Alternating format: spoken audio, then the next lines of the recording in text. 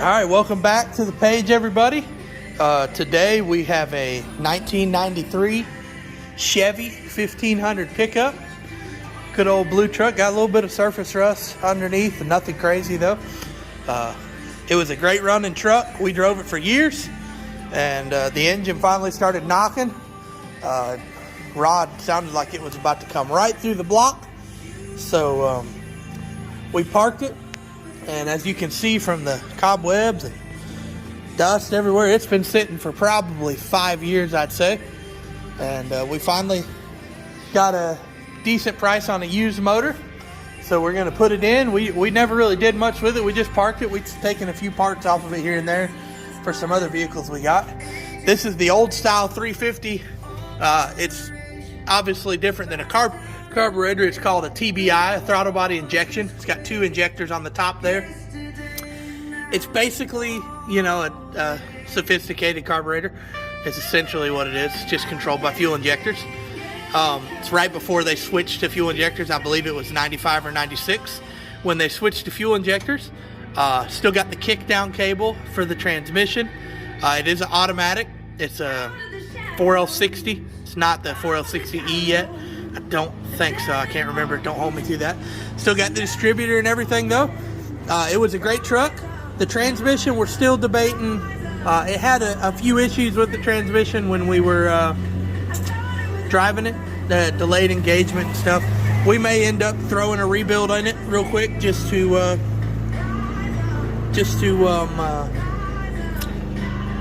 be happy with it, because we may end up selling it, and I don't want to sell it to somebody that and the transmission go out or something. So I'm not sure. Either way, if we sell it or drive it, I want to make sure the transmission's good. If I'm going to pull all this stuff out anyway, I might as well just do it, right? So I'm going to do a little walkthrough on this video. There's probably a gazillion 350 videos out there, so if you can't find the information that you need on mine, feel free to look at all the other videos. You know, this isn't going to be some 2-hour detailed video of me rebuilding it. It's going to be a quick one. I'm just going to go step by step what I do to get this thing out of here. It's a pretty simple pull, especially with the lift. You know, getting underneath is probably the most difficult part of this. Other than that, everything else is pretty straightforward, and it's just going to be a basic swap over with that engine. We're going to go ahead and get started. The battery on this is completely dead, probably shot. But obviously you want to disconnect the battery first. We'll go ahead and disconnect it, get that battery out of there. And then the next step we're going to do is to get this shroud off, get the radiator out. And we'll probably, we can leave the condenser in. It won't be in the way. But we'll get the radiator out, disconnect the upper hose, lower hose, transmission lines. I don't think this has the oil cooler. Yes, it does have the oil cooler, and we may or may not delete that and run an aftermarket cooler. I've had, honestly, with what little it cools, this isn't going to be a truck pulling any heavy weight, and with what little it cools, we can probably just bypass it and be fine, because I've had more problems with these lines blowing out and causing problems than it would benefit to have it cooled off. If you're pulling trailers with this thing and doing all kinds of stuff, then yeah, you should have your oil cooled. But this one, it's not going to be running enough to need the engine cooled. So we may just reuse it. I don't know. But at any rate, so you want to get those lines off. These are looks like 19, 18, or you know, this is the older one, so probably 11/16, 3/4, and you know, hose clamps. Get them off.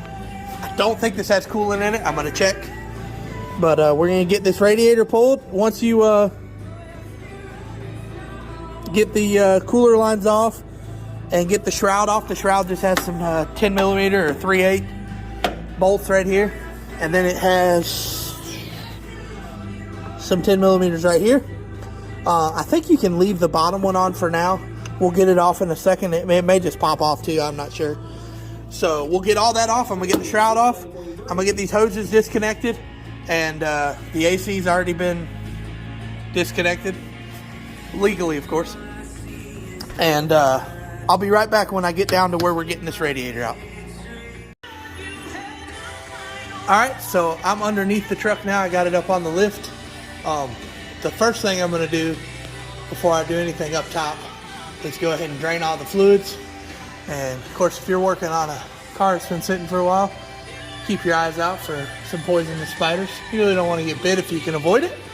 So I'm going to drain the oil, get that nasty stuff out of there. That way it's not bothering me when I'm changing everything. I'm going to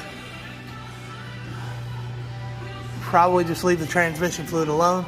There's no drain pan, obviously. It's older stuff. They didn't really mess with drain pans. So I'm going to drain the oil, drain the coolant.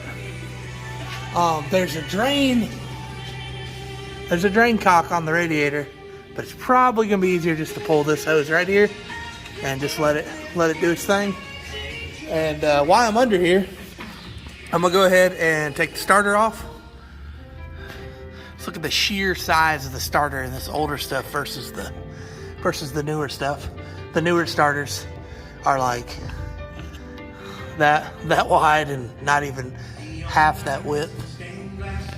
So I'm going to go ahead and pull the bell housing off right here. You got some 15s or 5/8, whatever they are. Get them off. Go ahead and take the transmission mount loose. I'm not going to drop the cross member just yet. We'll go ahead and pull the drive shaft on here because we're going to pull it all as an assembly. And it's got a transfer case, obviously, because it's 4-wheel drive. So don't think I'm going to try to fool. I've pulled them all together at once. We'll see how everything goes. If everything on the front comes off, we may just keep it all together. But I mean, it'll have to come off at some point. We'll go ahead and get this cover off. Looks like some torque screws, like some T40s or something. Just get that out of our way. We'll go ahead and pull the drive shaft. Probably 7/16 or 11. It depends on how much stuff's been upgraded on this stuff. And then you just pull that out. Be prepared for a little bit of leakage here, probably not much. And let's see, the exhaust is completely out of the way. We just have to pull the manifolds, which are probably going to break off when we go to take them loose. But those are 15mm bolts there, or 5/8, 9/16. So we'll go ahead and drop that down, get that loose. And yeah, that's what I'm going to do right now. I'm going to get all that done, and then I'll be back for next video. Alright guys, so I got the oil drained. I went ahead and got the lower bell housing off. Took the starter down to get that off. It was just two 14mm bolts, I think. I got the transfer case drive shaft for the front. Got the exhaust loose. Those bolts were a little tricky. That one broke off, but that's alright. We're getting new ones anyway. So, and I also drained the coolant. I'm replacing the rubber hoses. I didn't feel like messing with it, so I just cut the hose right there. If you're going to replace or reuse the hose, I'd take the hose clamp down, obviously. So I got all that. Took the rear drive shaft out. And now what I'm going to do, I'm going to go ahead. I'm probably going to go ahead and drop this pan and drain the transmission fluid. Because if I'm going to pull all this, I don't want to deal with the mess of all this fluid that's going to go everywhere when this starts shifting and whatever. So I'm going to take this cover off. Looks like some 15mm bolts. And then I'm going to take all the bolts around here. The best thing you can do with this, obviously you want to have something like this to catch the fluid. But take them all off, leave a couple on the front and the back, or just leave one on each side, and then just slowly lift. That way you can slowly let it down and let all this fluid come out. So, and then I'm going to take the cooler lines off. I don't know if y'all can see that. Let me get my other light. Right there. I'm going to take the cooler lines off. Those are lines are very corroded. Hopefully we can get them off. If not, we may have to go a different route with the tranny cooler. So don't have to, since I'm pulling the transmission with the engine, don't have to take the torque converter bolts off. Yeah, and then I'm going to take shifter linkage off over here. There's not much electronics on this, but I think there might be one connector maybe on the transfer case, and then Yeah, I think there's a main connector on the transmission, yeah, right there. Because this is the beginning of the 4L60Es. So I'm going to get all that taken care of, get this transmission ready, so where all I got to do is come back down here when I'm done and drop the cross member and jerk this sucker out the front. So I'll be right back. Alright, so I got the transmission drained. I went ahead and pulled the transfer case. It's not hard. If you got a ratchet wrench, they're 15 millimeter. That one's a little tricky to get to, but the rest of them are pretty simple to get to. And I also got the transmission mount bolts out. Went ahead and took that cover off just to make it easier to get that transfer case out. So I believe I'm done here. There was a couple nuts on the side I had to get these wiring harnesses off this transmission. I may have to take a little bit more loose when I get everything else done up top. But I think for right now I'm done down here. Yeah, I don't think I got anything else right now that I need to worry about. So I'm going to lower this thing down and we're going to get the stuff up top done. I'm going to start pulling the radiator and the condenser and stuff. I'm going to see if the front end comes off. I can't remember if this year model has where you can get the whole front end off to make it easier. If not, we'll just pull the radiator. But if so, we'll do the condenser too. So I left the transmission cooler lines on. I don't know if y'all can see those, but those are in terrible condition. So instead of stripping them out, I'm just going to disconnect it from the radiator because I can get to them a lot easier. And then I'll try to work them out once I get this thing out on the ground where I can get maybe a pair of vice grips or something on there to get them out. So I'm going to get this thing set back down and we will go from there. Alright, so I got the truck back on the ground. Obviously I've had the battery disconnected. I went ahead and got the upper shroud off and the radiator out. All the radiator had was obviously the lower hose that I went ahead and cut. Had the upper hose, flathead or at 8 millimeter there. And then these oil cooler lines, I think they were 11/16. And these were 1/2 inch or 13, whichever one probably worked. And then there was a couple coolant hoses on this side. And then that thing just came right up out of there as soon as you get this shroud off. So next I'm going to get this fan off. And if you haven't had the belt off yet, I've already had the belt pulled on this before we parked it. So if you haven't had the belt off yet, it makes it a lot easier because you can get these nuts loose with a little tension there most times.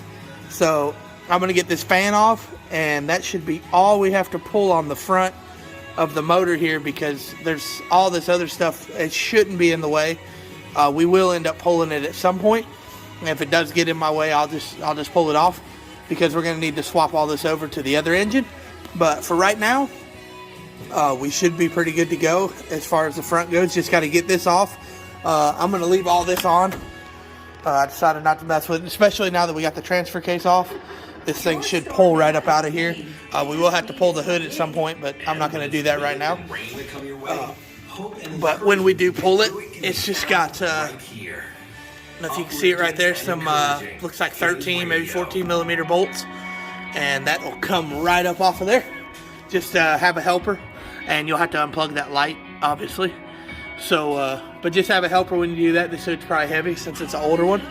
So, what I'm going to do next is get the fan off, like I said, and then I'm going to go up on the top and start disconnecting what little bit of wiring harnesses we got. One good thing about these older motors is wasn't a whole lot of wiring going on.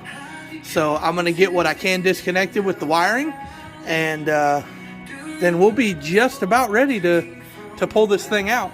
Obviously we got to pull the motor mounts off. We'll have to probably go back underneath to get to those, and there may be a few other little things that we got to tie up to get out. So, but other than that, we're moving along pretty steady. It should be good to go here. So I'm going to get this fan off and the wiring harness, and I'll be back for the next step. Alright, so I got pretty much all the wiring disconnected. Basically all we had was some ground wires here. I don't know if you can see that or not. That one broke. There's one on the thermostat. There's one over here.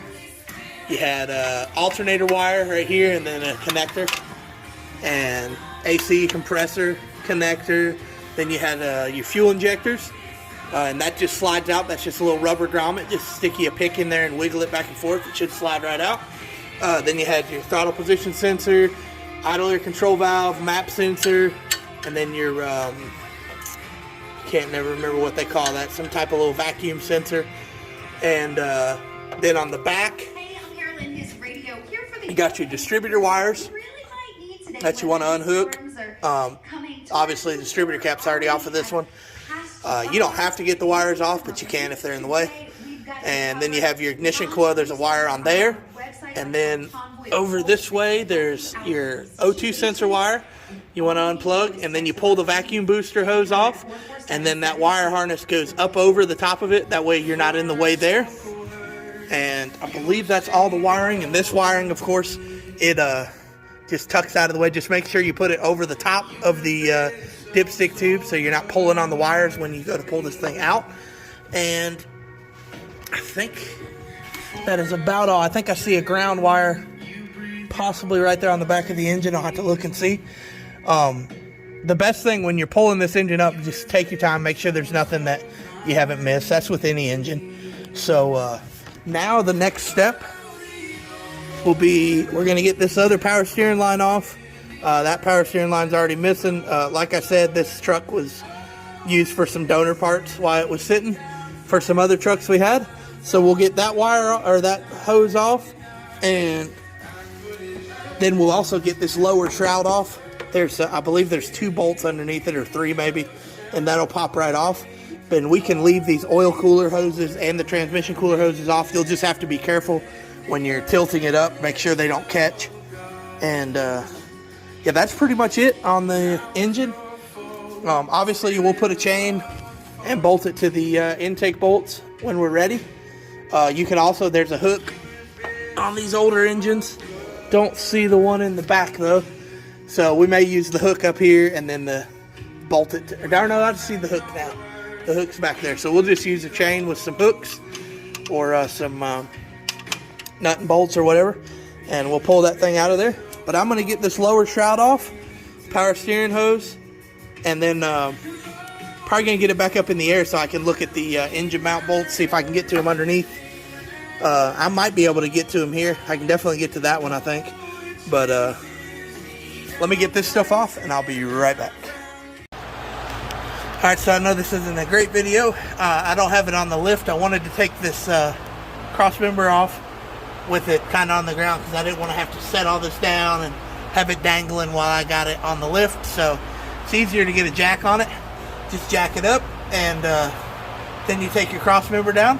It's super easy. 2 bolts on each side, 19 millimeter, and then I think an 18 millimeter nuts. So I got that off. I'm gonna get that front, the lower shroud off. It's got some bolts on the back side of it, and then I'm gonna get the motor mount bolts loose. I think I can get to them from the top, but I got this thing kind of lifted right now, so we'll just go with it. And if you're going to be reusing anything in the transmission, I'd recommend using a rubber, like something flat, because this kind of will dig into the pan. But we're going to be rebuilding this and getting a new pan because this one's got a small leak on it. I think it's got a hole. So, but if you're going to do it, definitely don't do it the way I did it. But I know we're doing something different here. So I'm going to get that shroud off and get the motor mount bolts loose, and then I'll be back to lift it up out of here. Alright, I got the motor mounts loose. You're not going to be able to see the bolts, so they were super easy to get to. Sorry. One thing I forgot was the fuel lines got to come off too. I hadn't got them off.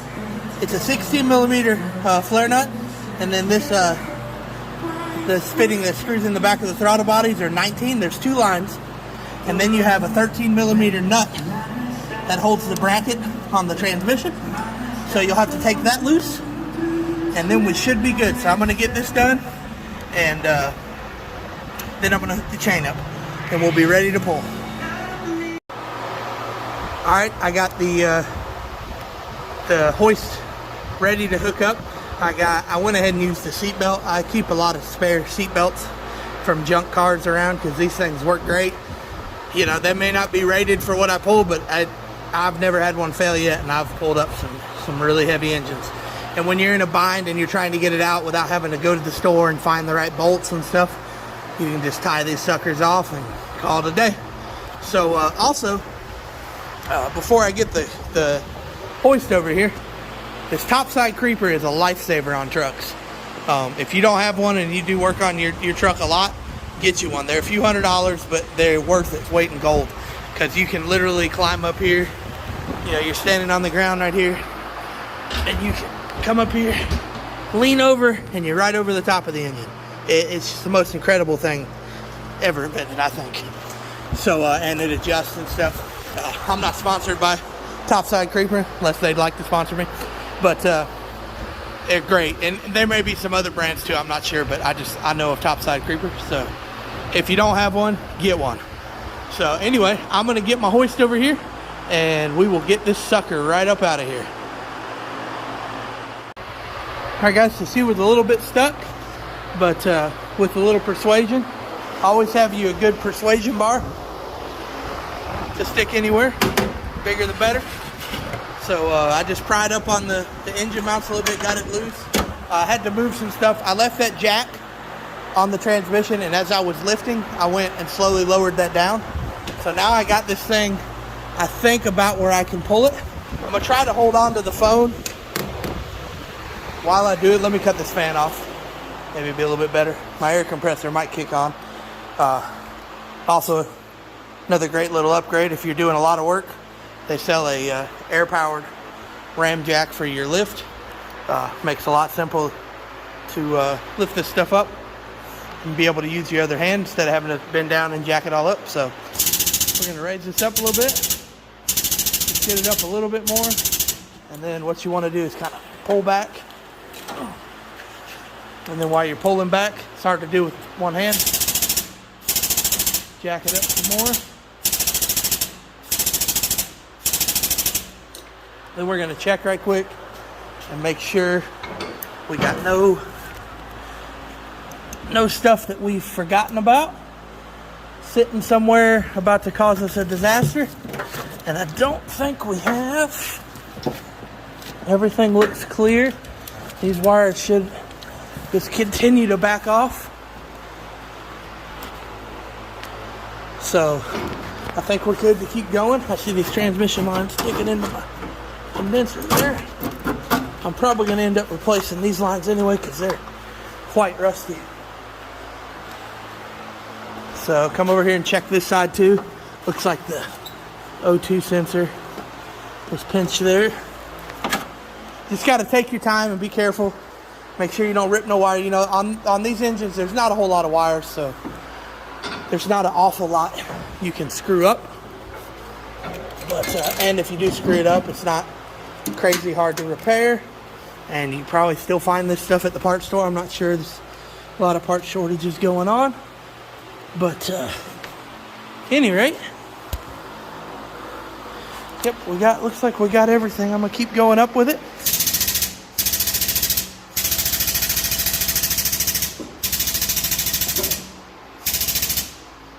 All right, let me get them lines a little bit back.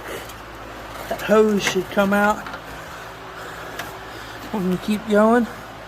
And you're gonna have some fluid. I drained as much as I could, but you're always gonna have something come out somewhere. We got some coolant coming out of that heater bypass, and you'll have that, but that's not that big of a deal. I do see one thing here. I think we got the nuts off of it. Yeah, we did. But it's still connected under here. So there's a wire right here, guys. Right there's this one right here. It goes behind the dipstick tube. I don't see where I'm going to be able to get it loose without taking it off, but I'm gonna look at it and see, and I'll be right back. All right, got that wire loose. Now we're gonna come up. It looks like the crank is gonna hit, so we're gonna have to get some kind of wild angle going here.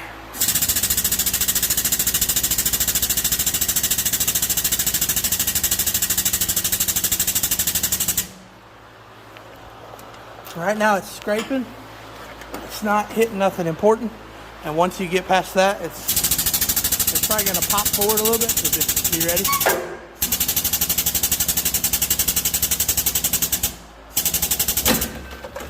If this were, you know, a really nice car, I would have never done that. You could just take this pulley off, pops right off. But seeing that this is our old truck, we're just going to roll with it. Oh, I forgot one more wire.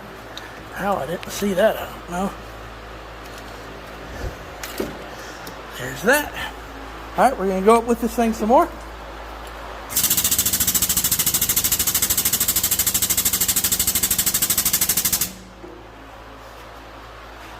And we look to be free of all the wires, at least for right now.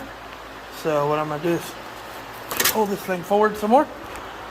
Basically all you do is just keep working it out. Oh, don't do that. So I wasn't paying attention and it pushed up on the master cylinder. Thank God it didn't do anything. That is one strong son of a gun. So now we are free. We're going to go up. And as always, make sure don't be underneath this thing while you're lifting it. And don't be stupid, because that's a good way to get smushed. And it'll really hurt. It may not kill you, but you'll probably wish you were dead. So now that I got this up and all free, I'm going to get it out and set it on the ground and we'll start taking it apart. Alright guys, so I got the motor pulled.